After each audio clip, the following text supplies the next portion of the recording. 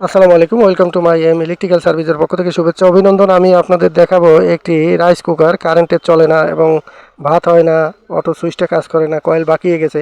তো সম্পূর্ণ খোলার পরে বাজার থেকে কয়েল এনে নতুন কয়েল লাগিয়ে ম্যাগনেট লাগিয়ে পাওয়ার দেওয়ার পরে দেখি কানেকশন হয় না, তারপরে ফিউজ লাগিয়ে সম্পূর্ণভাবে রাইস কুকারটি আগের মতো চালু করছি।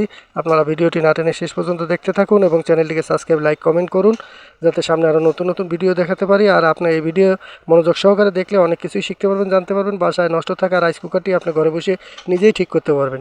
তো আমাদের চ্যানেলের সঙ্গে থাকুন। সবাইকে ভিডিও দেখার জন্য অসংখ্য ধন্যবাদ।